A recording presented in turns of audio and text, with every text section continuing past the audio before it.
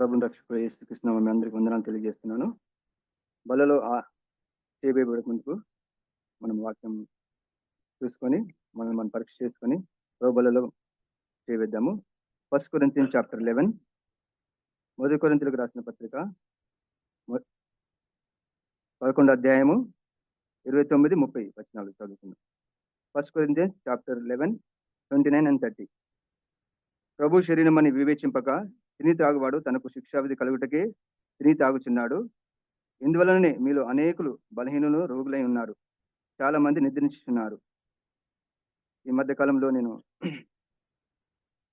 ఒక అంకుల్తో మాట్లాడుతున్నప్పుడు, తర్వాత ఒక పాస్టర్ గారితో మాట్లాడుతున్నప్పుడు, మీరు ఎక్కడున్నారు పాస్టర్ గారు అడిగినప్పుడు, శనివారం రోజు మాట్లాడుతూ ఉండే. సో పాస్టర్ గారు అన్నారు, రేపటి దినాన మా సంఘంలో బల్ల ఇస్తారు కాబట్టి ఈరోజు మా సంఘస్థులందరితో ప్రతి వీక్ మంత్లీ వన్స్ ఇస్తారు అక్కడ వాళ్ళు. మేము పరీక్ష చేసుకుంటాం. మేము పరీక్ష చేసుకుంటాం. ప్రభు బల్లలో చేయబడక ముందుకు ఆ శనివారం రాత్రే మమ్మల్ని పరీక్ష చేసుకొని ప్రభు బల్లలో చేయవేస్తాము అని చెప్పినారు. ఈ విషయాన్ని గురించి రాష్ట్రంగా చెప్పినప్పుడు దేవుడు నాతో ఒక విషయాన్ని మాట్లాడినాడు. ఆ విషయాన్ని సంఘంతో పంచుకోవాలని దేవుడు నాకు ప్రేరేపించినాడు. So 1 Chronicles chapter 13 verse 9 and 10. 1 Chronicles chapter 13 verse 9 and 10. మొదటి దినవృత్తాంతాలు 13వ అధ్యాయము 9, 10 వచనాలు చదువుకుంటాం. వారు కిదోను కళ్ళం వద్దకు వచ్చినప్పుడు ఎడ్లకు కాలు జారినందున మందసం పట్టుకున్న వలని ఉజ్జా చేయి చాపగా యెహోవా కోపము అతని మీద రగులుకొనెను. అతడు తన చెయ్యి మందసం మీద నొద్దకు చాపగా ఆయన అతని మొత్తెను గనుక అతడు అక్కడనే దేవుని సన్నిధిని చనిపోయాను అనే మాటలు విన్నప్పుడు,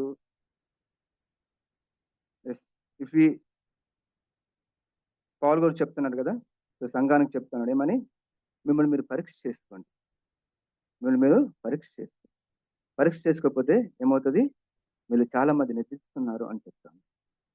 అప్పుడు ఈ వాక్యము మనను పాత నిబంధన మరి చూసినప్పుడు ఏముంది, ఇక్కడ ఉజ్జయ దేవుని మందసాన్ని తీసుకొని వస్తున్నారు. దావీదు వారందరూ అది దేవుని మందసాన్ని లేవీలు మోయాలి. అయితే ఇక్కడ వాళ్ళు మంచాన్ని తీసుకొస్తున్న సమయంలో ఎట్లా కాలు రాయికి తగిలి పడిపోతున్న సమయంలో ఏం చేసినాడు, ఉజ్జయ తను పడిపోతుంది కదా అని చేపట్టుకున్నాడు. అంటే నేను చేసింది సత్యమే, పడిపోతుంది కదా అని చెప్పాడు. కానీ దేవుడు ఏం చెప్పాడు, ఓన్లీ లేవీలు మాత్రమే దాన్ని పట్టుకోవాలి, దాన్ని మురియాలి అని చెప్పాడు. మనము రక్షింపబడిన మనము బలలో చేయవాలంటే మనకు ఉండవలసింది ఏంటిది, పరిశుద్ధత అనేది. మన యొక్క అనుదిన జీవితము, ఆదివారం రోజే మనము ఎలా పరిశుద్ధంగా ఉంటున్నాము, మిగతా రోజులు మన జీవితం ఎలా ఉంటున్నది, ఏ విషయాలు మనం తప్పుపోతూ ఇంకా మన పనులు చేవేస్తే కనుక ప్రభు వాక్యం చదివేస్తుంది, మీలో చాలా మంది నిద్రించున్నారు అంటున్నారు. దేవుడు మనల్ని ఆయన బలలో చేసేటప్పుడు మనం పరీక్ష చేసుకోవాల్సిన అవసరం ఎంతైనా ఉన్నది. ఏ విషయాలు మనం పరీక్ష చేసుకోవాలి, చాలా విషయాలు మన జీవితంలో అనుదిన జీవితంలో ఉంటాయి కదా. అబద్ధాలు చెప్పే విషయంలో కొన్నిసార్లు ఏం చేస్తాము, చిన్న అబద్ధమే కదా అని కంటిన్యూ చేస్తూ ఉంటాం. ఏం కాదులే, ప్రభు క్షమిస్తాడు, ప్రభు దగ్గర మనం ఒప్పుకుంటే మరలా మనం క్షమిస్తాడు అని చేస్తూ ఉంటాం. కొన్నిసార్లు మన ఉద్యోగం చేసే స్థలాల్లో లంచాలు ఇవ్వవలసి వస్తుంది.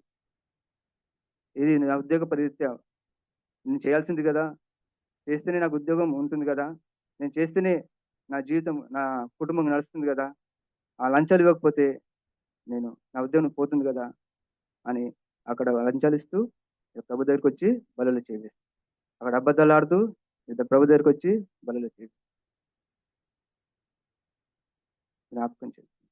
దేవుడు మన హృదయాన్ని చూసి దేవుడు మనం ఎలా ఉంటున్నాం, మన హృదయం ఎలా ఉంది దేవుని సన్నిధిలో.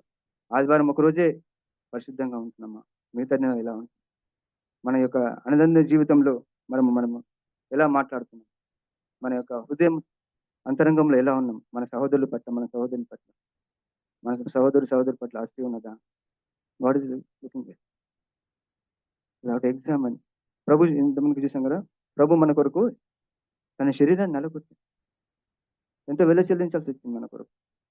ఆ సత్యాన్ని మర్చిపోయి మనల్ని మనం పరీక్ష చేసుకోకుండా నిత్యము ఇష్టం వచ్చినట్టు జీవిస్తూ మళ్ళా ప్రభు బల్లలోకొచ్చి ప్రభు బల్లలో పరిశుద్ధులుగా ఉన్నామని అనుకుంటూ జీవిస్తుంటే గనుక దేవుని వాక్యం సెలవిస్తుంది. దయచేసి మనం మనం పరీక్ష చేసుకో. ఏమంటున్నారు? మనలో చాలా మంది నిద్రించుచున్నారని చెప్తాను.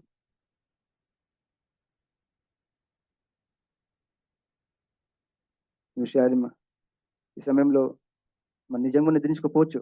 కానీ ఆత్మీయంగా నిద్రించే పరిస్థితి వస్తుంది. కాబట్టి ప్రభు చెప్తున్నాడు, మనం మనం పరీక్ష చేసుకోవాలి. దేవుని వాక్యం సెలవిస్తుంది. పౌలు అంటున్నాడు కొరింథీ సంఘానికి. ఎందుకు చెప్పాడు ఈ విషయాలు పౌలు? మామూలుగా ఇచ్చేయొచ్చు కదా! బలని. ఈ కేర్డ్ అబౌట్ దెమ్. ఆయన సంఘాన్ని ప్రేమించాడు. ఈరోజు దేవుడు మనతో ఈ మాటలు ఎందుకు రాయించి పెట్టాడంటే, మనము నశించిపోవడం మనకి ఇష్టం లేదు. మనం ఎలా పడితే అలా చేసి నశించిపోవడం, నిద్రించడం ఆయనకి ఇష్టం లేదు కాబట్టి. కాబట్టి బలలో చేయబోతున్న నువ్వు నేను మనల్ని మనం పరీక్ష చేసుకుందాం. ఎలా ఉంది నా హృదయం దేవుని దృష్టిలో? బలలో చేయడానికి వస్తున్న నా హృదయం ఎలా ఉంది? నా తలంపులు ఎలా ఉన్నాయి? నా ఆలోచనలు ఎలా ఉన్నాయి?